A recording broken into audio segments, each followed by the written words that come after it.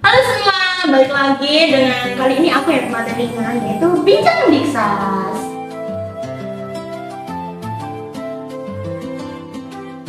Jadi sebelum aku membawakan materi yang akan aku sampaikan sama kalian semua, tidak lengkap rasanya kalau aku belum berkenalan. Sombong. Jadi di sini aku akan perkenalkan diri dulu. Nama aku Haya dan biasanya juga dipanggil Haya. Cuman aku nggak mau ngasih tahu nama lengkap aku ya. Dan di sini aku bakal membawakan materi yang sebenarnya cukup sepele karena kan kalau berbicara itu semua orang pasti bisa ya, cuma sekedar mengucapkan kata. Aku pun saat ini yang ada di sini membawakan materi itu juga sedang berbicara. Jadi materi yang bakal aku bawain kali ini adalah gangguan dan solusi berbicara. Gangguan berbicara tuh kayak gimana? Mungkin gangguan berbicara tuh kayak salah satunya nih kalian random berbicara kan itu termasuk gangguan sebenarnya. Jadi kalau bisa dibilang kenapa hal sesederhana berbicara itu perlu kayak didalami, perlu ditelusuri, perlu ditelisik lagi dan bagaimana solusi serta pencegahannya. Jadi langsung aja kita lanjut ke materi. Jadi kalau ngomongin tentang berbicara, kita sudah mungkin tahu apa itu berbicara. Yaitu berbicara adalah mengucapkan kata dengan artikulasi yang jelas, singkat, padat, penyampaian isinya itu juga berbobot dan bisa dipahami oleh orang lain dengan baik dan memahami informasinya itu dengan benar. Soalnya percuma juga ya kalau misalnya kita ngomong tapi orang lain itu juga nggak tahu apa yang kita maksud, itu ya udah termasuk gangguan dalam berbicara. Karena kan kalau misalnya kita kurang jelas ngomongnya, itu pasti orang lain tidak akan pernah mengerti informasi apa yang akan kita sampaikan. Tapi proses seseorang untuk berbicara dan mengeluarkan kata dengan baik itu tidak sesederhana itu. Karena kayak contoh misalnya nih, kayak saya membawakan materi itu juga nggak yang gampang langsung jadi kayak langsung tiba-tiba upload dan lain sebagainya, nggak kayak gitu. Pasti ada kayak yang maka dari itu ada yang namanya senam mulut, ada yang kayak sebelum membawakan materi atau lain sebagainya itu latihan dulu. Karena kalau misalnya langsung itu jarang bisa bagus dan bisa membawakan materi dengan baik dan benar. Nah, sayangnya dalam proses pengolahan kata ini ada gangguan dalam otak sehingga kalimat yang dicerna nggak sempurna dan seseorang jadi terganggu dalam membicarakan sesuatu. Jadi kayak kebelibet, keserimpet, ngomongnya nggak jelas, itu juga termasuk dalam pengolahan kata yang bisa dibilang ya agak buruk, tapi nggak buruk banget karena namanya seseorang berbicara itu juga udah melewati proses yang udah melewati proses yang baik dan benar sehingga otak kita itu akan terserap oleh kata-kata yang selanjutnya akan diucapkan oleh mulut kita kepada orang lain. Jadi materi utama yang akan aku bawakan ke kalian itu adalah materi tentang gangguan berbicara. Gangguan berbicara sendiri itu nggak cuma satu, ada banyak jenisnya, ada banyak penyebab dan faktor kenapa seseorang jadi nggak lancar kalau berkomunikasi dan berkata-kata. Seperti aku tadi, kayak yang itu sebenarnya kayak belibet, kata-katanya itu seolah-olah kayak udah ada di ujung lidah, tapi kalian mengucapkannya itu dengan tidak lancar dan tidak baik. Jadi macam-macam gangguan berbicara itu aku sebutkan. Nomor satu ada gangguan kefasihan. Kefasihan itu apa sih? Fasih itu kalau dalam bahasa Indonesia artinya lancar, sehingga gangguan kefasihan itu adalah gangguan yang kelancaran. Yang pertama ada gangguan kefasihan, yaitu waktu seseorang mengalami gangguan kefasihan dalam berbicara. Contohnya gagap. Kalian pernah lihat Aziz gagap? Nah itu beda, kalau itu komedian, kalau ini gagap beneran.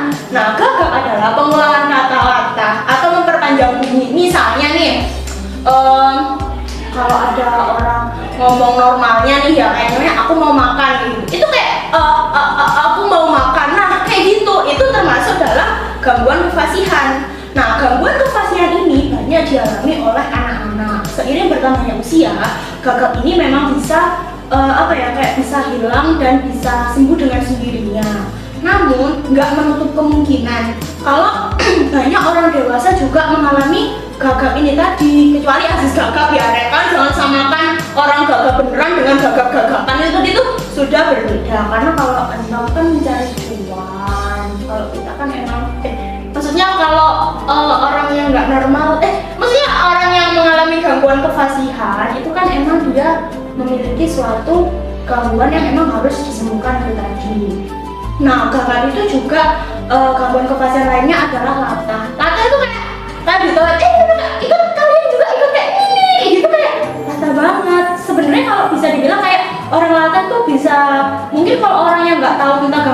kasihan, itu bilangnya kayak apaan sih, kayak cringe banget, terus tuh kayak garing banget, atau mungkin kayak apaan sih orang itu sok-sokan mata, padahal itu emang dia dari kecil seperti itu dan emang gak disembuhkan atau menganggapnya bahwa itu adalah sebuah guyonan dan bukan homo. Jadi ada penelitian yang bilang bahwa 50% penderita KKB itu ternyata punya riwayat anggota keluarga yang mengalami kegagapan. Jadi kegagapan ini kayak turun-temurun gitu ya. Mungkin ada gen dari orang tua kandung yang memang mewarisi keturunan gagap ini tadi. Nah, gagap ini bisa disimpulkan bahwa salah satu penyebab gangguan kefasian dalam berbicara adalah faktor genetik. Jadi faktor utama yang kayak banyaknya orang gagap itu adalah emang faktor keturunan dari orang tuanya itu sendiri. Kayak mungkin kayak udah dari sananya lah gitu, kayak udah dari bawaan Tuhan atau dari dan lain sebagainya. Cuman gagap itu tadi bisa disembuhkan dan bisa kayak bukan dicegah ya, kayak bisa diperbaiki untuk lebih baik. Yang kedua, gangguan berbicara yang kedua adalah gangguan artikulasi. Artikulasi itu apa sih? Artikulasi adalah bunyi. Jadi artikulasi pasti punya korelasi yang erat banget sama organ berbicara. Misalnya kayak gigi, lidah, mulut, dan palatal. Gangguan artikulasi biasanya disebabkan oleh faktor kesehatan seperti kanker mulut, kanker tenggorokan. Nah, biasanya orang yang kayak mohon maaf nih buat yang perokok, kayak merokoknya tuh sangat nemen nih ya, itu biasanya mereka tuh bisa sampai operasi, dan itu emang karena kanker mulut. Dan biasanya suara yang dikeluarkan itu akan berbeda dari pada saat sebelum dia memiliki kanker itu tadi. Nah, seperti faktor lainnya itu ada kecelakaan atau faktor-faktor lain yang menyebabkan organ bicara seseorang jadi nggak berfungsi dengan baik. Seseorang yang punya gangguan artikulasi ini biasanya punya masalah dengan cara mereka melafalkan bunyi. Kayak misalnya ada perubahan bunyi itu tadi, penghilangan bunyi atau salah pengucapan. Kayak misalnya nih orang cowok nih biasanya suaranya ngebass dan lain sebagainya. Kalau misalnya kalian pernah lihat di YouTube, itu salah seorang penderita kanker mulut, kalau nggak salah itu kanker tenggorokan, aku lupa. Dia itu ada acara di talk show, dan pembawa acaranya itu tertawa karena suara yang dia ucapkan itu beda jauh dengan kayak berbeda jauh dengan fisiknya dia. Jadi fisiknya dia kan emang bener-bener manly banget, cowok banget. Cuma begitu keluar suaranya itu kayak suaranya tuh kayak seseorang yang kecil banget, dan itu memang terkesan lucu. Cuma namanya orang punya penyakit kok malah ditertawakan. Nah, gara-gara kefatalan pembawa acara ini tadi, pembawa acara itu sampai harus dikeluarkan dari program TV tersebut karena memang itu termasuk salah satu gangguan berbicara, bukan orang itu kayak mengada-ada atau kayak berpura-pura akan viral dan lain sebagainya.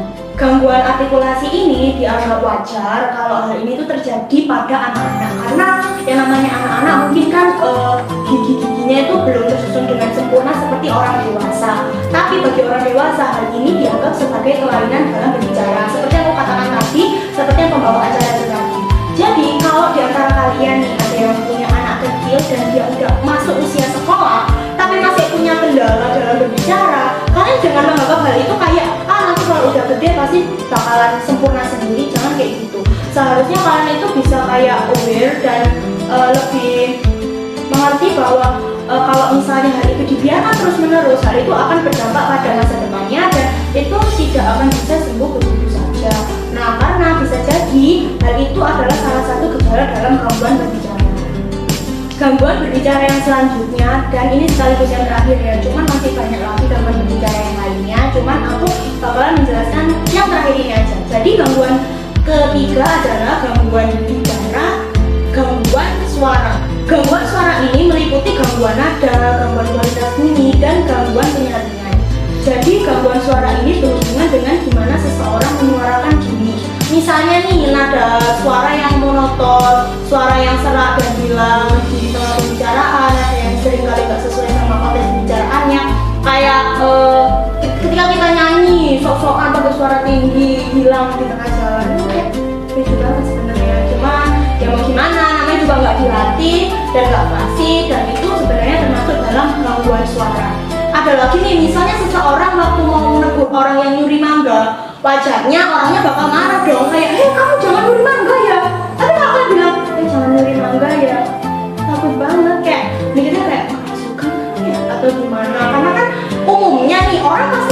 dong kalau kayak gitu dicuri mangganya atau mungkin direbut pacarnya, itu pasti lebih marah sih.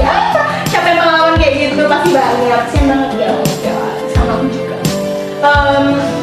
Nah, orang yang denger kayak ngomongnya, kalian jangan beli mangga ya, pasti nggak sadar kalau dia itu sedang ditegur kan. Kecuali kayak muka kalian tuh marah gini tapi ngomongnya kayak, jangan beli mangga ya, ini kan nggak mungkin banget gitu loh. Nah, ini jadi alasan kenapa nada dalam suatu pembicaraan itu penting dan akan menjadi suatu gangguan kalau seseorang nggak bisa menerapkannya dengan baik dan benar. Jadi orang yang kita ajak berbicara itu akan salah menangkap informasi yang kita omongin itu tadi. Gangguan berbicara yang selanjutnya, dan ini sekaligus yang terakhir ya, cuman masih banyak lagi gangguan berbicara yang lainnya, cuman aku bakalan menjelaskan yang terakhir ini aja. Jadi gangguan ketiga adalah gangguan bicara, gangguan suara. Gangguan suara ini meliputi gangguan nada, gangguan kualitas bunyi, dan gangguan penyerapan. Jadi gangguan suara ini berhubungan dengan gimana seseorang menyuarakan bunyi. Misalnya nih, nada suara yang monoton, suara yang serak dan hilang di tengah pembicaraan, ada yang sering kali gak sesuai sama konteks pembicaraannya. Kayak ketika kita nyanyi, sok-sokan pakai suara tinggi, hilang di tengah jalan, kayak lucu banget sebenarnya. Cuman ya mau gimana, namanya juga nggak dilatih dan nggak fasih, dan itu sebenarnya termasuk dalam gangguan suara. Ada lagi nih, misalnya seseorang waktu mau menegur orang yang nyuri mangga, wajarnya orangnya bakal marah dong, kayak, kamu jangan nyuri mangga ya. Tapi kalau kalian bilang, jangan nyuri mangga ya, takut banget, kayak mikirnya kayak, atau gimana? Karena kan umumnya nih orang pasti marah dong kalau kayak gitu dicuri mangganya atau mungkin direbut pacarnya, itu pasti lebih marah sih. Siapa yang pengalaman kayak gitu pasti banget, kasian banget ya. Sama aku juga. Nah, orang yang denger kayak ngomongnya, kalian jangan beli mangga ya, pasti nggak sadar kalau dia itu sedang ditegur kan. Kecuali kayak muka kalian tuh marah gini tapi ngomongnya kayak, jangan beli mangga ya, ini kan nggak mungkin banget gitu loh. Nah, ini jadi alasan kenapa nada dalam suatu pembicaraan itu penting dan akan menjadi suatu gangguan kalau seseorang nggak bisa menerapkannya dengan baik dan benar. Jadi orang yang kita ajak berbicara itu akan salah menangkap informasi yang kita omongin tadi. Penyebab gangguan suara ini bisa dari faktor internal juga, seperti orang-orang yang nggak terbiasa melatih nada bicara yang tadi, sehingga nada yang dikeluarkan jadi kurang bagus. Ya kayak penyanyi itu tadi, kayak misalnya nih Diodra, mereka bisa nadanya tinggi banget karena emang dilatih suaranya. Nah, sedangkan kalau kita yang orang biasa suruh nyanyi kayak mereka ya, kalau misalnya ngadain konser ya kamu perlu jangan ada ya kalau kita. Karena penyebab lain yang sangat memungkinkan seseorang untuk memiliki gangguan suara adalah kecelakaan atau penyakit tenggorokan. Ini yang paling bisa buat seseorang suaranya itu berubah banget. Nah, faktor kesehatan yang mengganggu fungsi tenggorokan sehingga seseorang nggak bisa mengeluarkan bunyi dengan baik. Nah, oke, dari ketiga jenis gangguan berbicara yang udah aku sebutin di atas, sejauh ini mana sih yang sering kalian dengar atau mungkin yang bahkan kalian sendiri tuh ngalamin hal tersebut, atau mungkin di teman kalian, di keluarga kalian dan sebagainya, itu bisa dikasih tahu ya kalau mungkin tante ini anaknya gini-gini. Kalau tantenya kayak gini nih tutup telinga, ya udah biarin aja karena kan kita juga udah berusaha ngasih tahu. Cuman nanti kalau misalnya anakku kok gini ya suaranya gini-gini, salahmu sendiri, tak jadi aja. Sama mereka itu berdosa, itu durhaka nggak boleh. Tapi jangan khawatir ya, karena setiap masalah pasti ada solusi. Kayak ini tadi, setiap gangguan pasti ada solusinya itu tadi. Nah, tentu saja setiap hal yang selalu punya solusi ini masih akan aku bahas di materi ini. Nah, apa aja sih solusi atau langkah-langkah yang bisa kita lakukan untuk mengatasi gangguan berbicara ini? Yang pertama ini yang paling penting adalah terapi berbicara. Terapi berbicara ini bisa dilakukan dengan menggunakan audio atau video di depan cermin. Kayak melatih berbicara di depan cermin, kayak aku cantik banget, kayak gitu misalnya. Suaranya kayak, aku cantik banget, ngapain, tidak. Ini biasa aja untuk melatih suara, melatih artikulasi. Akan lebih efektif lagi jika terapi ini diterapkan sesuai dengan usia penderita. Kalau misalnya anak-anak, tapi akan lebih menjadi sehat jika menggunakan pendekatan seperti bermain peran, atau menggunakan media gambar. Kayak misalnya contoh nih suara harimau mengaum, ya mengaum yang bener-bener kayak kayak gitu, jangan yang